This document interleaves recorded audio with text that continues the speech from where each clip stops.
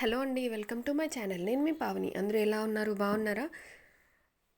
అందరికీ బిలేటెడ్గా హ్యాపీ ఉగాది అండి. నిన్న రెసిపీ అప్లోడ్ చేయడము కుదరలేదు, చేద్దాం అనుకున్నాను బట్ టైం సరిపోలేదు.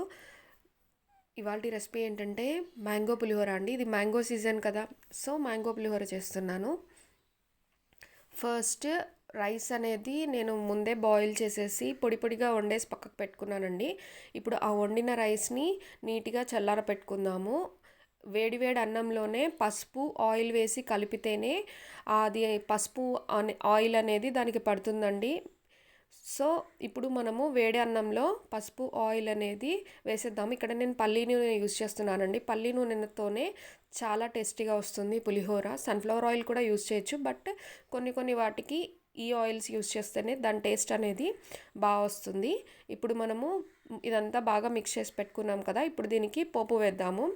ఫస్ట్ ఒక కడాయి పెట్టుకొని ఆయిల్ వేసి అందులో జీలకర్ర వేసి తర్వాత పల్లీలు, పచ్చిమిర్చి పొడుగ్గా కట్ చేసుకొని వేసుకొని ఒక్కొక్క ఎండుమిర్చిని అలా ఒక 10 ఎండుమిర్చిని రెండుగా చీల్చుకొని వేసుకొని అందులో కొద్దిగా కరివేపాకు, రుచికి సరిపడా ఉప్పు, పసుపు వేసి బాగా మిక్స్ చేసుకుందామండి. పసుపు ఇక్కడ నేను ఎక్కువ వేయట్లేదు, జస్ట్ కలర్ కోసము చిటికడు వేస్తున్నాను, ఎందుకంటే ముందుగానే పసుపు కలిపి పెట్టుకున్నాను కదా రైస్కి.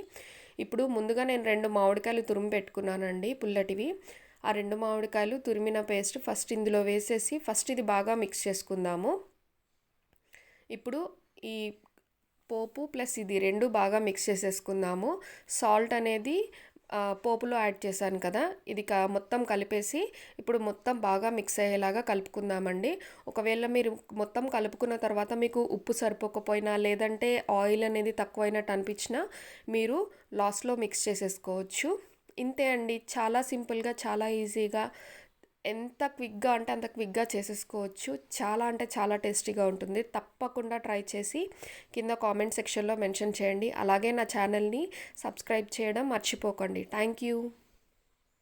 Like, share and subscribe to my mummy channel.